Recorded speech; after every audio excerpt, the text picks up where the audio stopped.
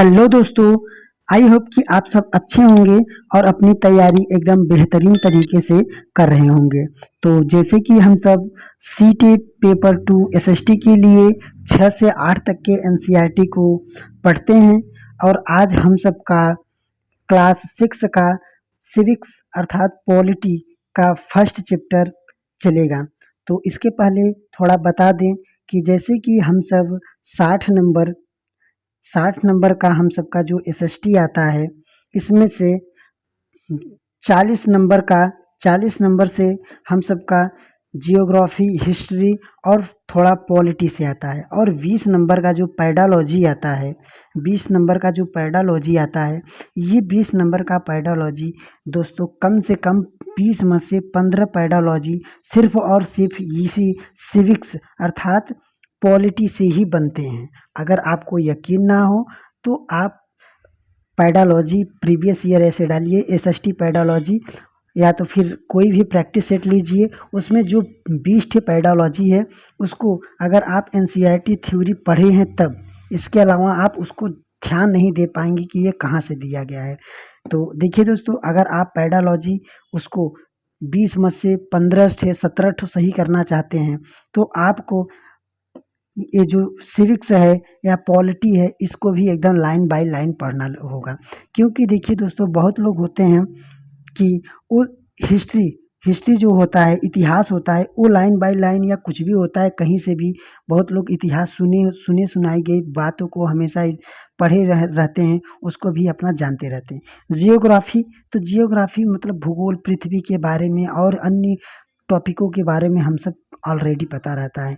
इन सब के बारे में सब लोग बस पढ़ते हैं। अर्थात कहने का पर्पज़ ये है कि सिर्फ और सिर्फ जो इस समय गलती करते हैं सब लोग, तो हिस्ट्री अर्थात इतिहास और भूगोल पर ही ध्यान देकर और सिविक्स अर्थात पॉलिटी पर ध्यान नहीं देते हैं। और जबकि हम सब देखें तो पॉलिटी से ही ये जो 20 नंबर का पैडोलॉजी आता है, तो कम से कम 15 नंबर का पैडालॉजी सिविक्स से ही आता है और उसके बाद इसी जियोग्राफी, इतिहास से ही 2-4 नंबर के पैडालॉजी बना देता है समझ के आधार पर। और नहीं तो 15 नंबर ए टू जेड पूरा 15 नंबर आप किसी भी प्रीवियस ईयर के 20 नंबर का जो पैडालॉजी एसएसटी का आता है आप मिला सकते हैं। और आप मिलाएंगे कब आपको समझ में आएगा, जब आप सिविक्स को एकदम लाइन बाय लाइन पढ़े रहेंगे, वरना आपको समझ में नहीं आएगा कि कहाँ से आया है। जब आप पढ़े ही नहीं रहेंगे थ्योरी, तो एमसीक्यू देखकर कोई फ़ायदा नहीं होगा। तो देखिए दोस्तों, आशा है कि आप सबको समझ में आएगा और बस यही रीज़न है, यही कारण है कि लोग बार बार 2 या 3 बार में 4 बार में सीटेट को पास करते हैं। यही रीज़न है। क्यों? क्योंकि वो पढ़ना नहीं चाहते हैं एसएसटी को, अरे एनसीईआरटी को लाइन बाय लाइन। बस किसी का पैड क्लास ले लिए, उन पर भरोसा तो एकदम हो गया, पर अपने ऊपर कभी भरोसा नहीं हुआ। उन पर भरोसा हो गया, पैड क्लास ले लिए, हाँ यार ये अच्छे टीचर हैं, हाँ इनका पैड क्लास ले लेते हैं, अच्छी तैयारी करवाते हैं। रिव्यू देख लिए कि हाँ यार ये पिछले जो सीटेट हुआ इसमें से यहाँ लड़के आए थे रिव्यू देने, हाँ अब उस लड़का रिव्यू देने आया था, बस उस लड़के ने पेड क्लास लिया था या नहीं लिया था, प्लस लेने के बावजूद भी वो खुद कितना मेहनत किया था, उसका पूर्व ज्ञान कितना था, इसको बारे में आप सब नहीं जानेंगे, नहीं वो सब कभी बताएंगे। तो यही सब कमी रहती है दोस्तों। तो बस हमारे कहने का मतलब ये है दोस्तों कि आप जब सीटेट ने बोला है कि हम एनसीईआरटी से ही पूछेंगे, तो आप एनसीईआरटी को लाइन बाय लाइन पढ़िए, उसके बाद ही पेपर देने जाइए। और एक बार जान लीजिए, ऐसे करने के बाद अगर आपका फर्स्ट अटेम्प्ट में न निकला, तब आकर इसी कमेंट या इसी वीडियो के कमेंट पे हमसे बोलना। और आप वो दिन भूल जाइए कि जब प्रीवियस ईयर देखकर या तो थोड़ा बहुत 2-4 वीडियो मैराथन वगैरह जो देखते हैं सब लोग, देखकर बस चले जाते हैं, तो ये बात अब गलत है। बहुत लोग बोलते हैं कि हम यार वनडे एग्ज़ाम की तैयारी कर रहे हैं, हमारा इतिहास भूगोल कितना अच्छा है यार, पढ़े हैं हम, मार देंगे। वो ऐसा क्वेश्चन नहीं बनाता है। वो जो भी क्वेश्चन बनाता है समझ पर बनाता है, और जो भी बनाता है एनसीईआरटी का लाइन ही उठा कर रखता है। और आप जानते हैं कि एनसीईआरटी में और जो अन्य आप कॉम्पिटिटिव परीक्षा के लिए तैयारी करते हैं वो भिन्न रहता है। तो आशा है कि आप सबको समझ में आया होगा। तो देखिए, आज हम सब सिविक्स का पहला चैप्टर शुरू कर रहे हैं, और आशा है कि आप सबको अच्छा लगेगा। और अगर आप सबको अगर अच्छा लगे तो चैनल को सब्सक्राइब कीजिए और अपने अन्य मित्रों के साथ शेयर करिए। तो देखिए दोस्तों, जैसे कि हम सब एकदम लाइन बाय लाइन पढ़ते हैं, प्लस उस पेज को पढ़ने के बाद उस पेज से संबंधित जितना भी प्रश्न रहता है उस प्रश्न को करते हैं पेज के बाद ही, या तो फिर जो चैप्टर होता है चैप्टर ख़त्म होने के बाद उस चैप्टर से जितना अधिक से अधिक प्रश्न बनता है पहले हम उस प्रश्न को करते हैं। अगर यकीन ना हो, डिस्क्रिप्शन में लिंक रहता है, जुड़कर टेलीग्राम पर यही पीडीएफ पूरा प्राप्त करके आप देख सकते हैं। एक भी पैसा नहीं, एकदम निःशुल्क में।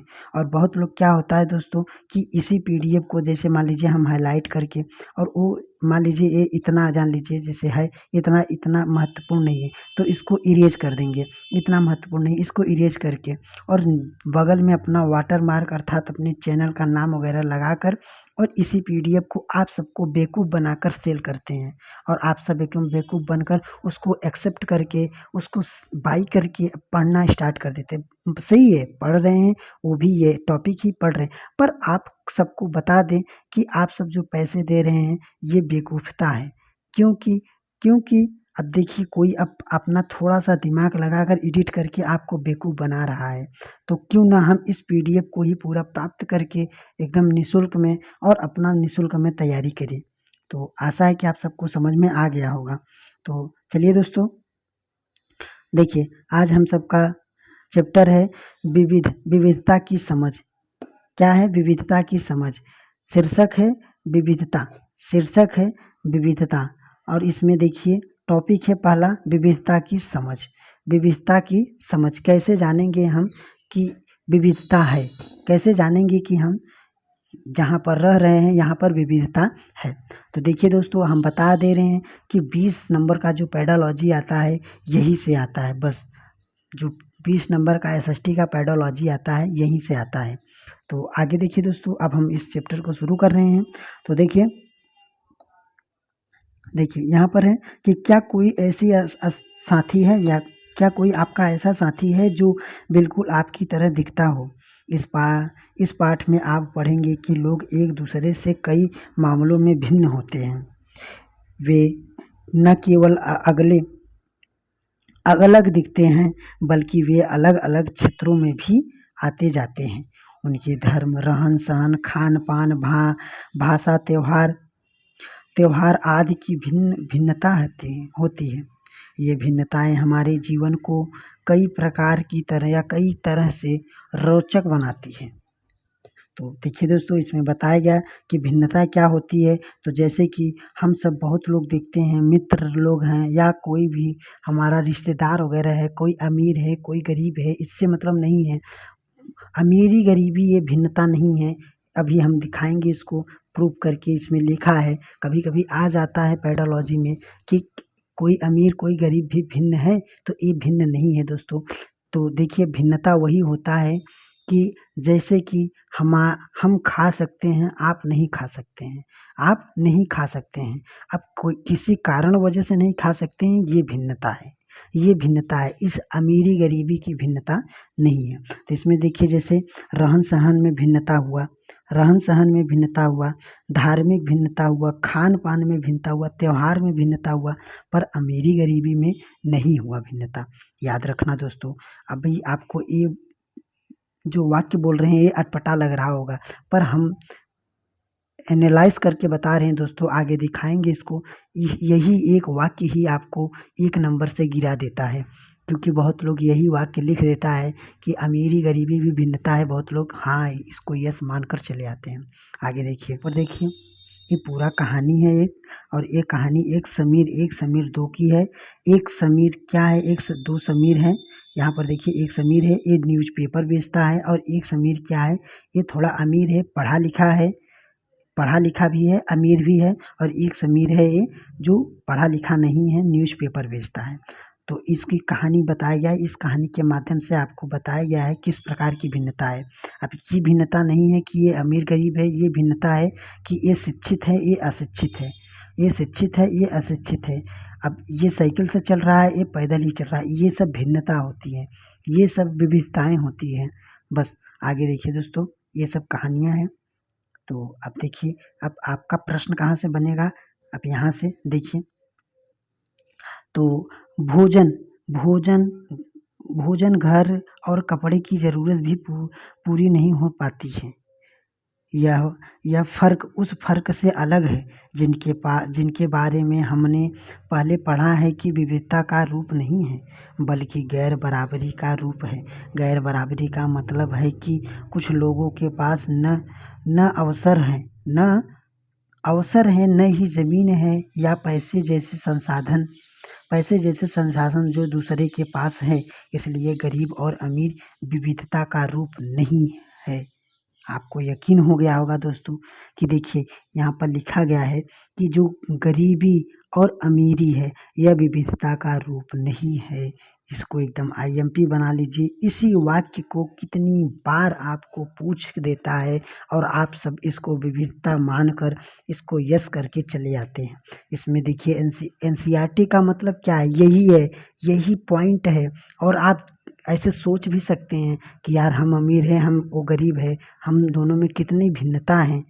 तो ये बात गलत है दोस्तों। ये भिन्नता नहीं है कि वो अमीर है, हम गरीब हैं। ये भिन्नता है कि वो क्या खाता है, वो कैसे चलता है, पढ़ा लिखा है, हम नहीं पढ़े लिखे हैं। ये सब भिन्नता है, अमीरी गरीबी भिन्नता नहीं है दोस्तों। यहाँ इस वाक्य को ध्यान से आप देख लीजिए। गरीबी और अमीरी भिन्नता का रूप नहीं है, यह लोगों के बीच मौजूद असमानता यानी गैर बराबरी है। समझे, ये असमान है, यह अमीरी गरीबी असमान यानी गैर बराबरी है। बस किसी रीजन से, किसी कारण से हम बराबर नहीं हैं। बस इसमें इसके पीछे रीजन है कि वो अमीर है, हम भी अमीर हो सकते हैं बस, पर ये भिन्नता का कारण नहीं हो सकता है। आगे देखिए दोस्तों, और ऐसे एनसीईआरटी पढ़ा जाता है दोस्तों, एकदम अच्छे से, एकदम लाइन बाई आराम से। अगर आप सबको थोड़ा स्लो लग रहा हो तो इसको 1-2 पॉइंट फास्ट करके आप 1.2 1.5 में करके आप देख सकते हैं। तो देखिए, जाति व्यवस्था असमानता का एक ही उदाहरण है। जो जाति व्यवस्था है, यह असमानता का ही एक उदाहरण है। आगे देखिए दोस्तों, इस व्यवस्था में समाज को अलग अलग समूहों में बांटा गया है। किस जाति व्यवस्था में? इस बंटवारे का आधार था कि जो लोग किस तरह का काम करेंगे। लोग किस जाति में पैदा होते हैं उसे बदल नहीं सकते हैं।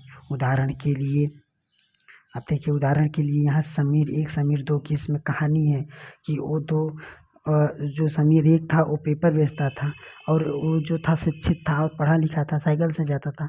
पर इसमें था, तो यहाँ पर देखें, अब देखिए वो सब कहानी थी दोस्तों। यहाँ पर देखिए, कुछ लोग जंगल में जानवरों के नज़दीक रहे हैं और उन्हें जानवरों की दोस्ती व लड़ाइयाँ के बारे में कहानियाँ लिखी हैं। कुछ अन्य लोग ने राजा रानियों के वृत्तांत पढ़ कर प्यार और सम्मान के किस्से लिखे हैं। ये सब भिन्नताएं हैं। देखिए, बहुत लोग होते हैं जो जनजाति लोग होते हैं, वे पक्षियों के हाव भाव को या पक्षियों के चहचहाने के पीछे रीजन को जान लेते हैं। क्या कोई साधारण पुरुष जान सकता है? कोई साधारण व्यक्ति जान सकता है? नहीं। ये भिन्नता है। कैसे भिन्नता है कि वो जो जान ले रहा है वो हमेशा उसी परिस्थिति में है, उसी परिस्थिति में पला बढ़ा है, जंगल में रह रहा है। ये सब भिन्नताएं हैं। आप नहीं हैं, आप जंगल में नहीं रहते हैं। ये सब भिन्नताएं हैं। तो आगे देखिए दोस्तों, यहाँ पर सुनाने वाले को ऐसी जगह पर रहना पड़े जहाँ लोग केवल दो ही रंग के कपड़े पहने हों, लाल एवं सफ़ेद। यह एक तरह का खान पान हो, शायद आलू, जो आलू रहता है वो समान रहता है ना, आलू समान रूप से केवल दो पशु पक्षी को पालते हो, उदाहरण के लिए हिरण और कौवा, और केरल केवल केवल सांप सीढ़ी खेल से अपना मनोरंजन करते हो। ऐसी जगह रहकर वे कैसे कहानियाँ लिख पाएंगे। देखिए दोस्तों, इसका सार हम आपको पहले ही बता दिए। इसका जो पढ़ें, इसका सार आपको हम पहले ही बता दिए। इसके कहने का मतलब यही है कि अगर जो जंगल में रह रहा है वही हर एक जंगल के हाव भाव, जंगल के पक्षियों के पीछे चहचहाने के रीजन को जान पाएगा। अगर जो इसमें लिखा है कि जो सांप की सीढ़ी का मनोरंजन मोबाइल में खेल रहा है और सिर्फ आलू आलू जो है उसको खाता है, तो वो जंगल में और जो अन्य फल फ्रूट हैं या और जो अन्य अन्य तरह के सब्जियां हैं उनके बारे में कैसे जानेगा। ये सब भिन्नताएं हैं, इन्हीं सब के बारे में बताया गया है। तो इन सब से ही आप सबका जो पैडालॉजी बनता है वो पैडालॉजी क्रिएटिविटी पर रहता है, आपके सोच पर रहता है। तो यही सब रहता है, यहीं से बनता है दोस्तों। आप देख लीजिए, अगर आप हिस्ट्री और जियोग्राफी के अलावा पॉलिटी पर ध्यान नहीं दे रहे हैं तो आप समझ लीजिए कि 60 में से आप 40 नंबर का तैयारी कर रहे हैं, और उस 40 में आप तो इतना श्योर ही रहते हैं, बहुत लोग होते हैं इतना कि 2-4 नंबर तो आपको मान लीजिए गलत होकर ही आएगा। मान लीजिए आप 35-40 तक 35 तक 30 तक सही करेंगे तो आप फेल होकर चले आएंगे दोस्तों। तो देख लीजिए दोस्तों, एक एक नंबर का महत्व कितना है। और यहीं से अगर आप पैडोलॉजी पढ़ेंगे, इसको लाइन बाय लाइन, आपका पैडोलॉजी एकदम सही हो जाएगा, जो एसएसटी वाला रहता है। बहुत लोग कंफ्यूज रहते हैं कि यार जो हम 30 नंबर का पैडोलॉजी पढ़ते हैं यही पैडोलॉजी हमारा एसएसटी में आता है। ये गलत फहमी में मत रहिए दोस्तों। ये पैडोलॉजी अलग रहता है, हिंदी का पैडोलॉजी अलग रहता है, संस्कृत का पैडोलॉजी अलग रहता है, और जो 30 नंबर का पैडोलॉजी आता है ये पैडोलॉजी अपने अलग ही रहता है। तो ये भ्रम में मत रहिए दोस्तों कि हम 30 नंबर का पैडोलॉजी तैयार कर रहे हैं यही सब में चल जाएगा, याद रखना। आगे देखिए यहाँ पर है, देखिए यहाँ पर है कि यहाँ उनमें से एक तरीका बताया गया है, दो या तरीके। देखिए यहाँ पर ये बताया गया है, इस चार्ट के माध्यम से ये बताने का प्रयास किया गया है। तो देखिए, जैसे बताते हैं कि बहुत लोग शादी करना, भिन्न प्रकार के कपड़े पहनना, अभिवादन करना। अब अभिवादन में देखिए चावल पकाना। अब देखिए बहुत लोग क्या होता है, चावल और सिर्फ दाल खाते हैं, जैसे बिहारी होते हैं लिट्टी चोखा खाते हैं। ये सब भिन्नताएं हैं। बहुत लोग अभिवादन करने के लिए, जैसे देखिए यहाँ पर लिखा गया है कि जो झारखंड के लोग होते हैं, झारखंड के आदिवासियों का एक दूसरे को जौहर बोलते हैं, जोहार। यहाँ पर देखिए लिखा है जोहार बोलते हैं। जैसे हम सब बोलते हैं प्रणाम, अस्सलाम वालेकुम, और क्या बोलते हैं, जो भी बोलते हैं नमस्ते, ऐसे वैसे हर एक, ये सब भिन्नताएं हैं, ये सब भिन्नताएं हैं। यहाँ पर देखिए मणिपुर में औरतों का फनैन पहनना। देखिए कभी पूछ देगा, आप इसको हल्के में मत लीजिए, कभी पूछ देगा फैनैन कहाँ के पहनावे हैं। ऐसे ही, बस ऐसे ही आपको इस पॉइंट को अगर नहीं पढ़े रहेंगे, बस यही पूछ देगा, एक नंबर आपको कट कर चले आएगा आराम से, अगर आप नहीं पढ़े रहेंगे। ऐसे पूछ देगा कि फैनैन कहाँ का पहनावा है, अगर आप नहीं पढ़े हैं, हाँ कि मणिपुर, बस आप चले आएंगे एक नंबर से गिरकर।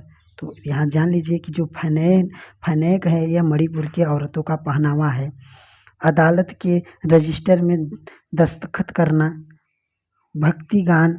अब देखिए भक्ति गान जो होता है अलग अलग, मीट या सब्जी डालकर बिरयानी बनाना, ये जो मुस्लिम लोग होते हैं अक्सर करके बनाते हैं।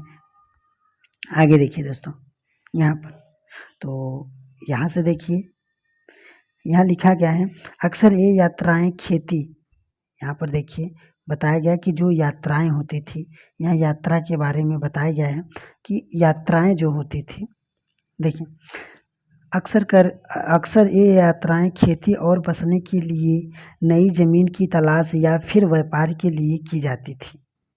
चूँकि यात्रा में बहुत समय लगता था, इसलिए लोग कई जगह पर अक्सर काफ़ी लंबे समय तक ठहर जाते थे। इसके अलावा सूखे और अकाल के कारण भी कई कई बार लोग अपना घर बार छोड़ देते थे। उन्हें उन्हें जब पेट भर खाना तक नहीं मिलता था तो वे कई जगह जाकर बस जाते थे, कई नई जगह जाकर बस जाते थे। कुछ लोग काम की तलाश में और कुछ युद्ध के लिए भी घर छोड़ते थे।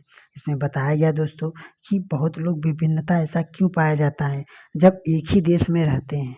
इसमें इसके कहने का मतलब एक यह है कि लोग यात्रा और यात्रा के पीछे रीजन क्या है कि जैसे मान लीजिए कोई भारत देश है, या तो भारत देश की बात छोड़िए, अब एक ज़िला को ले लीजिए, एक राज्य को ले लीजिए। एक राज्य में क्या होता है या एक ज़िला में ही क्या होता है कि बहुत लोग क्या होता है कि समर्थ नहीं होते हैं। अब समर्थ नहीं होते हैं परिवार को चलाने के लिए, तो एक जगह से दूसरे जगह वो चले जाते हैं जहाँ पर उनको कुछ सुख सुविधाएं मिल सके, इसलिए चले जाते हैं। तो जब वहाँ पर चले गए तो वहाँ का जो कल्चर होता है, वहाँ के भौतिक वातावरण होता है, उन पर हावी हो जाता है। तो वहाँ के वो कल्चर और भौतिक वातावरण में ढल जाते हैं, जिससे विभिन्नताएं आ जाती हैं। यही बताया गया है। आगे देखिए, ठीक इसी प्रकार लोग अलग अलग तरह की भौगोलिक स्थिति किस प्रकार सामंजस्य बैठाते हैं जिससे विभिन्नताएं उत्पन्न होती है। उदाहरण के लिए समुद्र के पास रहने में और पहाड़ी इलाकों में रहने में बड़ा फर्क है। इसमें जैसे अभी हमने बताया, आगे लिखा गया है कि केवल वहाँ के लोग कपड़ों और खान पान की आदतों में फर्क होता है, बल्कि जिस तरह का काम वे करेंगे वे भी अलग होंगे। शहरों में अक्सर लोग यह भूल जाते हैं कि उनका जीवन उनके भौगोलिक वातावरण के लिए तरह तरह गहराई से जुड़ा हुआ है। ऐसा इसलिए कि शहरों में लोग विरले ही अपनी सब्जी या अनाज उगाते हैं। वे इन चीज़ों के लिए बाजार पर निर्भर रहते हैं। देखिए दोस्तों, ये है भिन्नताएं। भौगोलिक भिन्नताओं में याद रखना, कभी पूछ देगा कि भिन्नताएं में या विविधताएं में जो विविधता होती है उसमें भौगोलिक वातावरण का भी प्रभाव होता है या नहीं, ऐसे पूछ देगा। तो आप कंफ्यूज मत होना, आप कोर्स ये होता है क्यों। देखिए, बहुत लोग होते हैं जो सब्जी उगाते हैं, वो अपना उगाते हैं। वो जब सब्जी उगा रहे हैं तो उस सब्जी का हाल वो जानेंगे क्या। बहुत लोग बोलते हैं जाइए अच्छे से सब्जी लाना, वो कैसे जानेंगे हाल। गए, अच्छा दिखा ले लिए, पर जो सब्जी है, सब्जी का सबसे अच्छी तरह का निरीक्षण कर सकता है या सब्जी के बारे में जान सकता है तो सब्जी को उगाने वाला ही जान सकता है। तो देखिए यहाँ पर ये सब विभिन्नताएं हैं।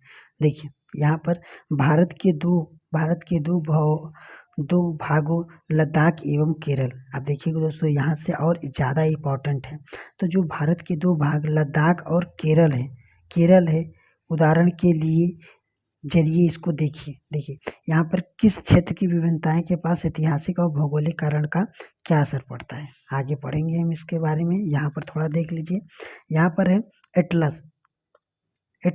एटलस के बारे में। इसके पहले वाले क्लास में हम, अगर आप सब ध्यान दिए होंगे, जो मानचित्र ऐसे पाठ करके था, तो मानचित्र में ही हम बताए थे कि ये अनेक मानचित्रों को मिलाकर ही एटलस का निर्माण किया जाता है। एक मानचित्र का चैप्टर ही था, एक मानचित्र से चैप्टर ही पूरा था। इसके पहले वाले वीडियो में अगर देखना है तो आप प्लेलिस्ट में जाइए और अपना अच्छे से पूरा एकदम जैसे टॉपिक बाय टॉपिक पढ़ाए हैं उसको देखिए। अभी टाइम है, जग जाइए और अच्छे से पढ़ कर जाइए। अगर एक बार में सीटेट को पास करना है और नौकरी लेना है तो। आगे देखिए दोस्तों, एटलस में भारत का नक्शा देखिए और उसमें से ढूंढिए कि ये दोनों क्षेत्र लद्दाख, ये जो ऊपर दिया लद्दाख और केरल कहाँ पर हैं। इन दोनों की क्षेत्र की भौगोलिक स्थितियाँ वहाँ के भोजन, कपड़े और व्यवसाय पेश को कैसे प्रभावित करती है, उनकी सूची बनाइए। चलिए देखिए,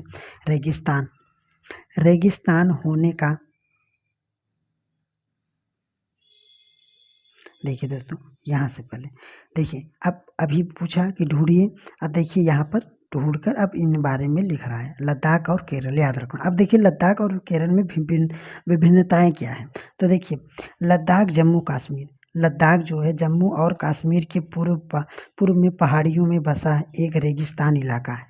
याद रखना, कभी पूछ देगा कि लद्दाख क्या है, रेगिस्तान इलाका है यहाँ पर। और कहाँ पर है ये, कश्मीर कश्मीर के पूर्व में पहाड़ियों में बसा हुआ है। यहाँ पर बहुत ही कम खेती संभव है, लद्दाख में बहुत कम ही खेती संभव है। अब क्यों, अब बताएगा, क्योंकि इस क्षेत्र में बारिश बिल्कुल नहीं होती है। तो देख ले दोस्तों, यहीं से ऐसे प्रश्न बनता है ना। अब आपको कथन और कारक का एक प्रश्न समझा देते हैं। बोलेगा लद्दाख लद्दाख कश्मीर के पूरब में पहाड़ियों में बसा है।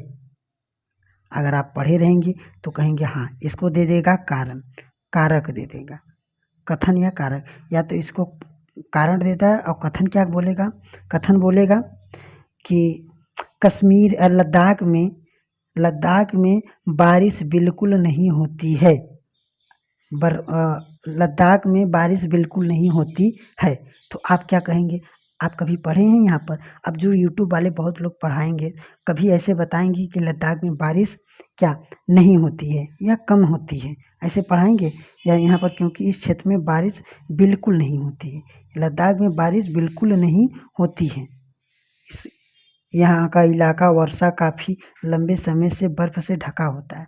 तो देखिए यहाँ पर अगर आप यहाँ पर नहीं पढ़े रहेंगे ये, और मान लीजिए सपोज़ आप ऐसे पढ़ा रहे हैं, क्योंकि यूट्यूब वाले जब स्लाइड पर पढ़ाते हैं तो आप क्या रहता है कि आप बस लिख दिए ऐसे लद्दाख के बारे में ऐसे खींच के इधर इधर इधर इधर सब कुछ विशेषता लिख दी, इसमें बरसात नहीं होती, यहाँ ऐसे यहाँ से, बस कुछ मिनट के लिए याद रहेगा, बस उसके बाद आप भूल जाएंगे।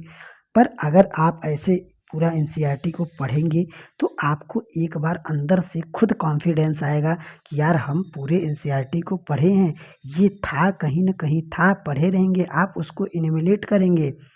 तो देखिए दोस्तों, यहाँ पर ऐसे कथन कारक पूछ देगा और बताएगा कौन सा सही है कौन सा गलत है, व्याख्यान है कि नहीं है। तो आप अगर पढ़े रहेंगे तो देखिए दोनों लद्दाख के बारे में ही बताया गया कि लद्दाख क्या है, लद्दाख ये है, ये जम्मू कश्मीर की पूरब पहाड़ में बसा हुआ है और ये रेगिस्तान इलाका है और यहाँ पर बहुत ही कम खेती होती है।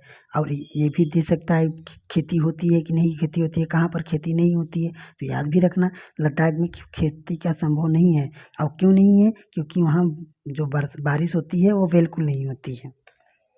तो आगे देखिए, यह इलाका हर वर्ष काफ़ी लंबे समय तक बर्फ़ से ढका रहता है।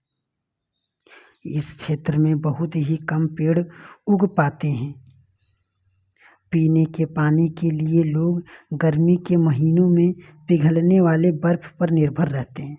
याद रखना, कभी पूछ देगा कि गर्मी में जो पिघलने वाले बर्फ़ से भी निर्भर रहते हैं, कहाँ के लोग रहते हैं, तो लद्दाख के लोग। आगे देखिए, यहाँ के लोग एक खास किस्म की बकरी पालते हैं।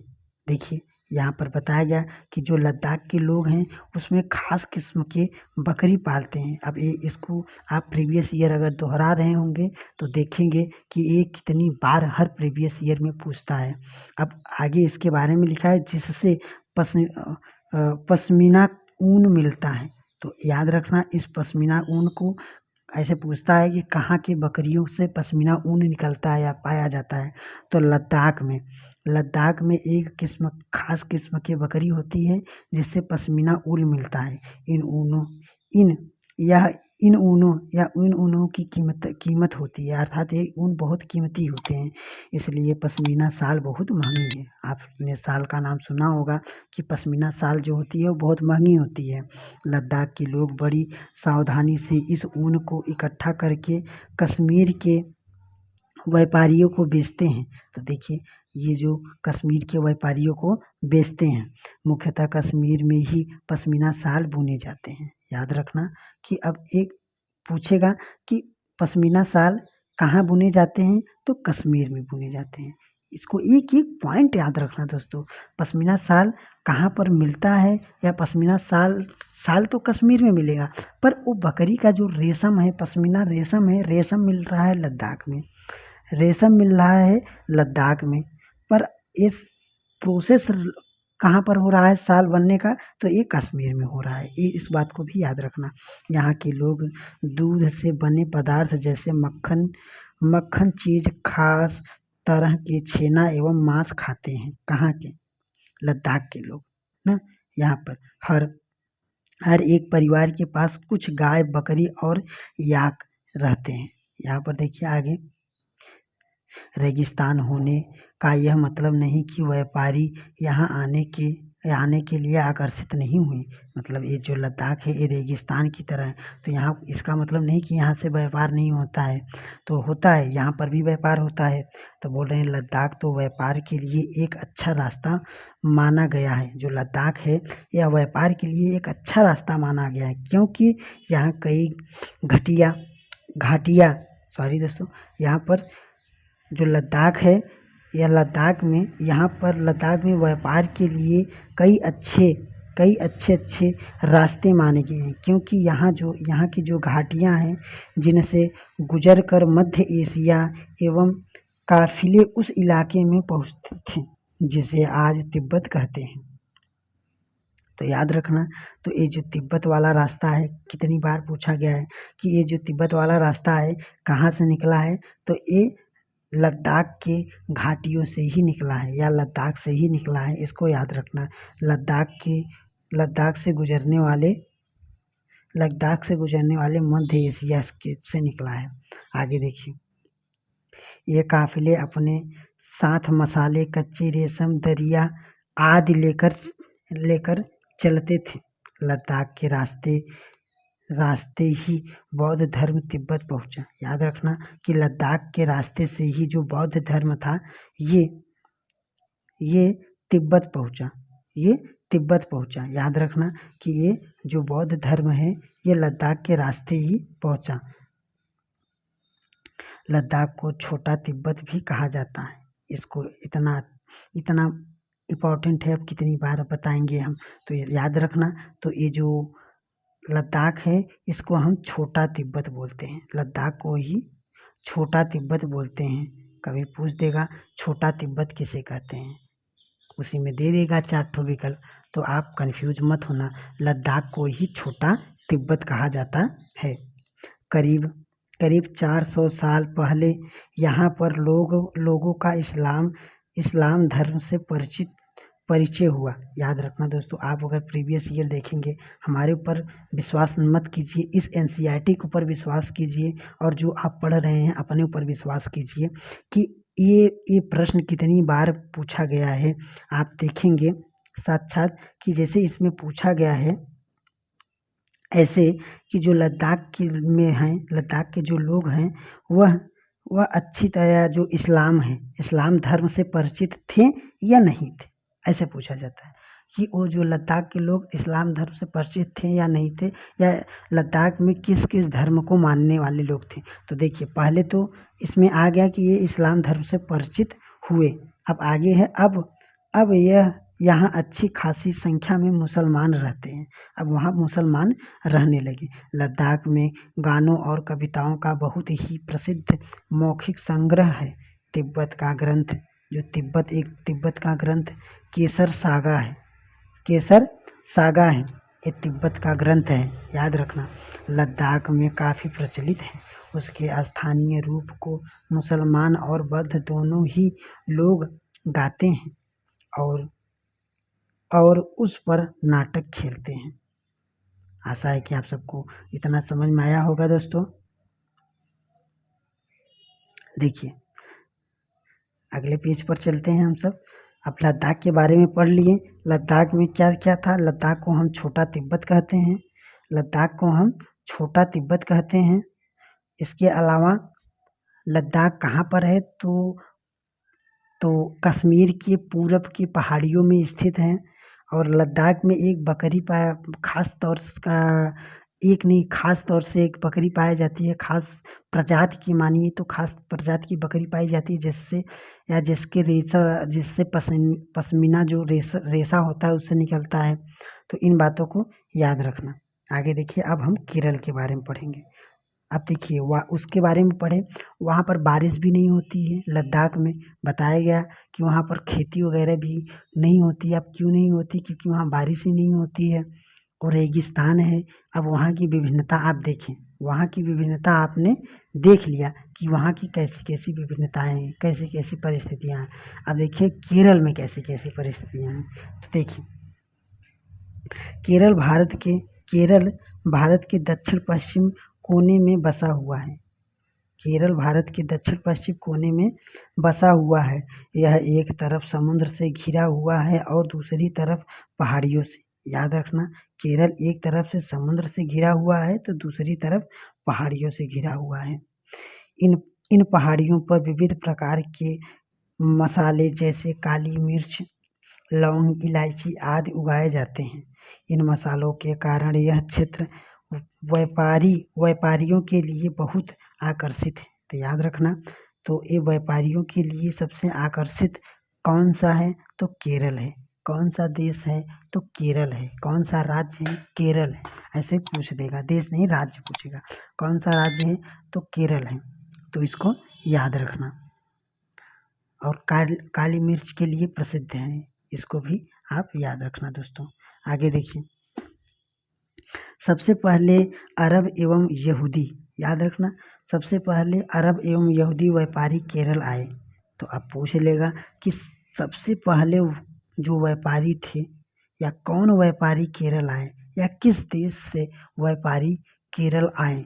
तो अरब देश से और यहूदी से अरब और यहूदी से व्यापारी, सबसे पहले व्यापारी केरल आए व्यापारी के लिए, व्यापार करने के लिए। याद रखना, कौन कौन से अरब और यहूदी सबसे पहले केरल में आए? यहाँ माना जाता है कि यहाँ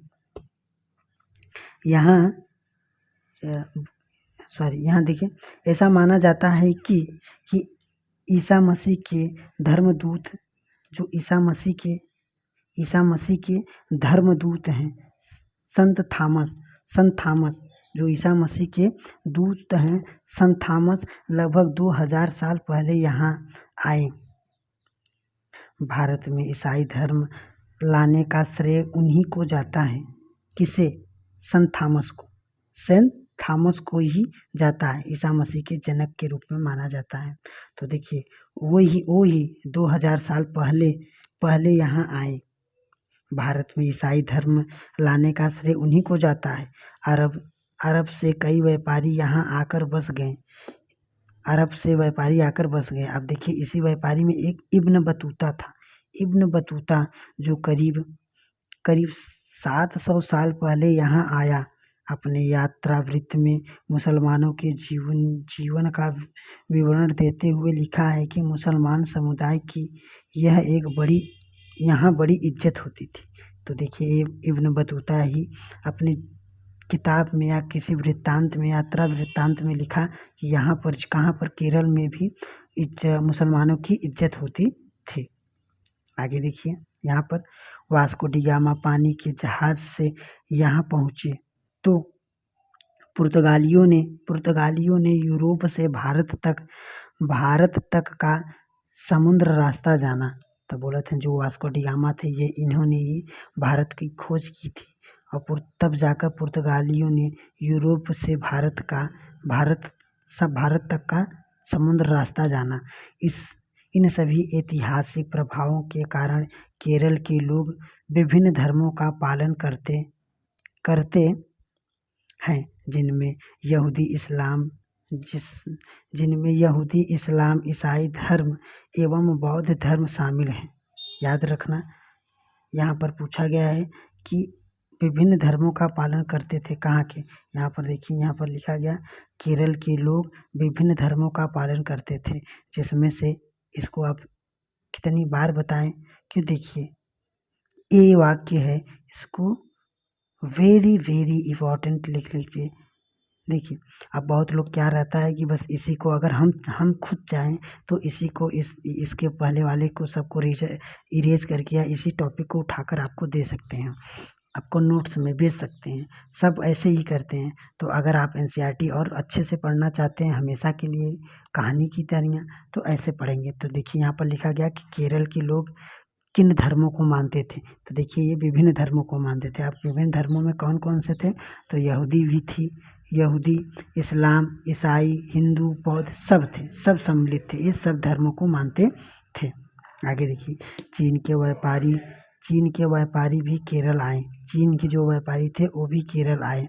यहाँ पर मछली पकड़ने के लिए जो जाल इस्तेमाल किया जाते हैं वे चीन जालों से हूबहू मिलता जुलता था। जो केरल में मछली पकड़ने के लिए इस्तेमाल किए जाने वाले जाल थे, पूछ देगा किस देश के जाल से मिलते जुलते थे, तो चीन से ये जाल मिलते जुलते थे।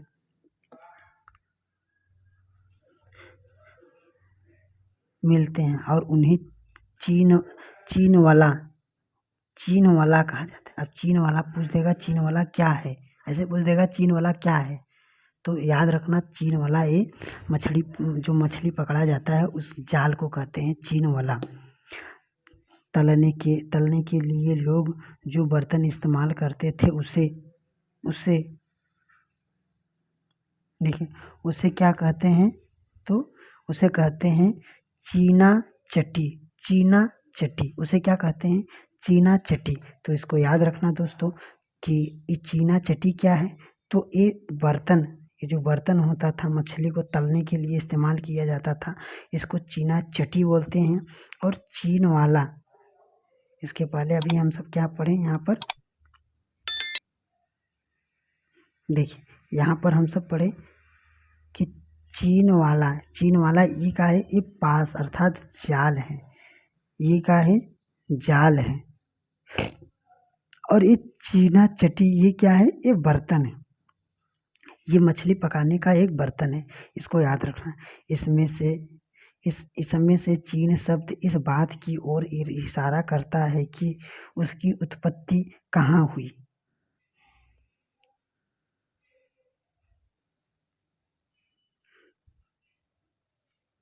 लोग केरल की उपजाऊ जमीन और जलवायु चावल की खेती के लिए बहुत उपयुक्त थी। ये जो केरल थी ये क्या केरल उपजाऊ जमीन है, जलवायु चावल की खेती के लिए बहुत उपयुक्त है।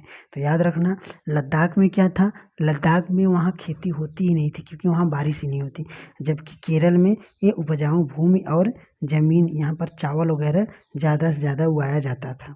और वहाँ अधिकतर लोग मछली सब्जी और चावल खाते थे। वहाँ के केरल के लोग अधिकांश करके मछली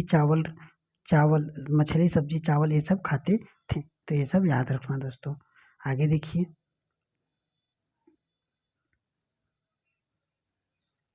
दोस्तों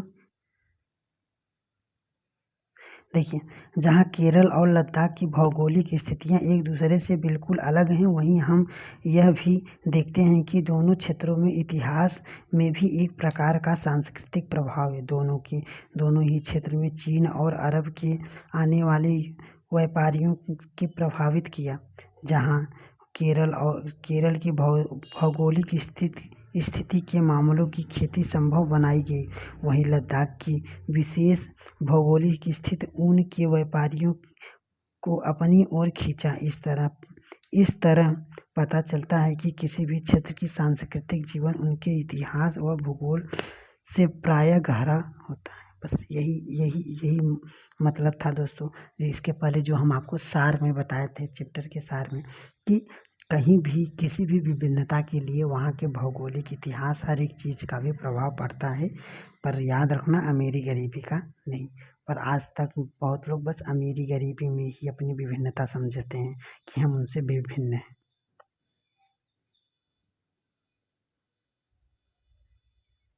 देखिए, विभिन्न संस्कृतियों का प्रभाव केवल बीते हुए कल की बात नहीं है, हमारे वर्तमान जीवन का आधार ही काम के लिए एक जगह से दूसरे जगह जाना है। हर एक कदम के साथ हमारे सांस्कृतिक रीति रिवाज और जीने का तरीका धीरे धीरे उस नए क्षेत्र का हिस्सा बन जाता है जहाँ हम पहुँचते हैं। ठीक इसी तरह अपने पड़ोस में हम अलग अलग समुदाय के लोग के साथ रहते हैं। अपनी रोज़मर्रा के जीवन में हम मिलजुल कर काम करते हैं और एक दूसरे के रीति रिवाज और परंपरा में घुल मिल जाते हैं। आशा है कि आप सबको समझ में आया होगा। इसमें कोई समझाने वाली बात नहीं थी। जहाँ पर जाएंगे वहाँ की लैंग्वेज, वहाँ की रीति रिवाज को आप फॉलो करेंगे और वहाँ की ही रीति रिवाज, वहाँ की ही लैंग्वेज में आप घुल मिल जाएंगे। ये लोग शामिल होते थे। उन्होंने एकजुट होकर आंदोलन किया, इकट्ठे जेल गए और अंग्रेज, यहाँ पर देखिए थोड़ा, एक मिनट रुकिए, कुछ पॉइंट चेंज हो गया। यहाँ पर देखिए विभिन्नता में एकता, विभिन्नता में एकता। अब देखिए यहाँ पर विभिन्नता में एकता, अब विभिन्नता तो है पर एकता भी देखिए। भारत की विविधता का एकता को उसकी ताकत का स्रोत माना जाता है। जब अंग्रेज का भारत पर राज था तो विभिन्न धर्म भाषा और क्षेत्र की महिलाओं और पुरुषों ने अंग्रेजों के खिलाफ मिलकर लड़ाई लड़ी थी। भारत के स्वतंत्र संग्राम में अलग अलग परिवार के लोग शामिल थे, जिन्होंने एकजुट होकर आंदोलन किया, इकट्ठे जेल गए और अंग्रेजों का अलग अलग तरीकों से विरोध किया। अगर अंग्रेजों ने सोचा था कि वे भारत के लोगों में फूट डाल सकते थे। उन्होंने उनमें काफ़ी विभिन्नताएं और इस तरह उनका राज चलता रहेगा। मगर लोगों ने दिखला दिया कि वे एक दूसरे के चाहे कितने भी भिन्न हों, अंग्रेज के खिलाफ लड़ी जाने वाली लड़ाई में सब एक थे।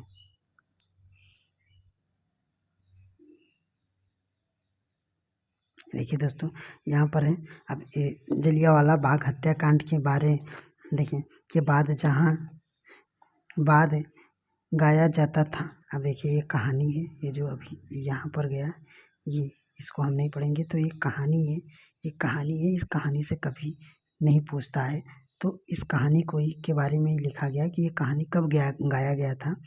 तो यह गीत अमृतसर में हुई अमृतसर में पूछा जाता है कि जलियांवाला बाग हत्याकांड कहाँ हुआ था। तो अमृतसर में 13 अप्रैल 1919 ईस्वी में।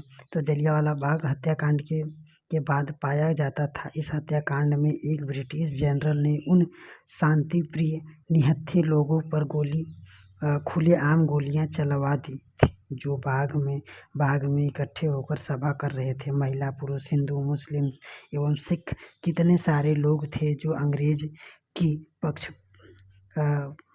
पक्षपातपूर्ण नीति का विरोध करने के लिए जमा हुए थे, उसमें से बहुत लोगों की जान गई और उसमें से भी ज़्यादातर घायल हुए। इस गीत उन्हें शहीदों के लिए गाया गया था, याद रखना। आगे देखिए,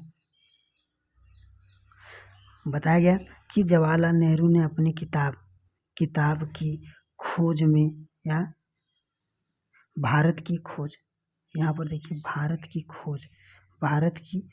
तो देखिए कभी कभी पूछता है कि भारत की खोज नामक पुस्तक के लेखक कौन है। तो याद रखना पंडित जवाहरलाल नेहरू जी हैं। तो आप देखिए इसमें किताब में क्या लिखा गया है। तो में लिखा है कि भारतीय एकता कोई बाहर से थोपी हुई चीज़ नहीं थी, बल्कि यह बहुत ही गहरी है, जिसके अंदर अलग अलग तरह के विश्वास और प्रथाओं के स्वीकार करने की भावनाएं थी। इसमें विभिन्नताओं को पहचानना और प्रोत्साहित किया जाता था। यह नेहरू जी ही थे जिन्होंने भारत की विभिन्नता का वर्णन करते हुए अनेकता में एकता का विचार किया। देखिए यहाँ पर रविन्द्रनाथ टैगोर द्वारा रचित हमारा राष्ट्रगान, कभी कभी पूछता है कि राष्ट्रगान के निर्माता रविन्द्रनाथ टैगोर। तो आगे देखिए, भारतीय एकता का ही एक अभिव्यक्ति है। राष्ट्रगान किस तरह की एकता का वर्णन करता है। तो देखिए दोस्तों, आशा है कि आप सबको ये चैप्टर अच्छे से समझ में आया होगा। और ये चैप्टर देखिए ख़त्म हो गया। इस चैप्टर से आपको 1-2 प्रश्न करा रहे हैं हम आपको। देखिए केरल के संदर्भ में नीचे दिए गए कथनों पर विचार करिए। भारत में ईसाई धर्म की शुरुआत केरल से हुई, तो ये बात सही है। किसने किया था? संत थॉमस ने किया था। केरल की ज़मीन चावल की कृषि के लिए अत्यंत उपयोगी थी। चावल के लिए, जैसे कि ये बात अभी हमने जस्ट कुछ समय पहले पढ़ा, ये बात भी एकदम सही है कि केरल का जो ज़मीन थी या वहाँ की जो ज़मीन थी वह चावल के लिए एकदम अच्छी थी, उपजाऊ थी। अब देखिए आगे लिखा गया, ओणम केरल में मनाए जाने वाला त्यौहार है, तो ये बात भी सही है। सॉरी। तो हमारा क्या हो जाएगा? ये उपयुक्त हमारा सभी है। आगे देखिए, अब केरल था, अब लद्दाख। लद्दाख में संबंधित निम्नलिखित कथनों पर विचार कीजिए। लद्दाख जम्मू कश्मीर के पूर्व हिस्से पहाड़ियों में बसा है, एक रेगिस्तान इलाका है, यहाँ पर बिल्कुल बारिश नहीं होती है, ये बात सही है। अभी जस्ट हमने इस पर कितनी बार गौर करके पढ़ा हम सब कि लद्दाख में बारिश नहीं होती है, वहाँ पर खेती वगैरह भी नहीं होता है, और यह जम्मू कश्मीर के पूर्व हिस्से के पहाड़ी में बसा हुआ है और यह रेगिस्तान है। आगे देखिए, यहाँ के लोग खास तरह की बकरी पालते हैं जिसमें से पश्मीना ऊन प्राप्त होता है। उपयुक्त में कौन सा कथन सत्य है? तो ये भी दोनों सत्य है दोस्तों, ये भी हमारा दोनों सत्य है, ये भी हमारा दोनों सत्य है। तो देखिए दोस्तों, आशा है कि आप सबको समझ में आ गया होगा, और अगर अच्छा लगा होगा वीडियो को तो चैनल को सब्सक्राइब कीजिए, और इसी तरह के हिस्ट्री और भूगोल देखने के लिए प्लेलिस्ट में जाकर विस्तार से देख सकते हैं। तो चलिए दोस्तों, अब मिलते हैं अगले चैप्टर के अगले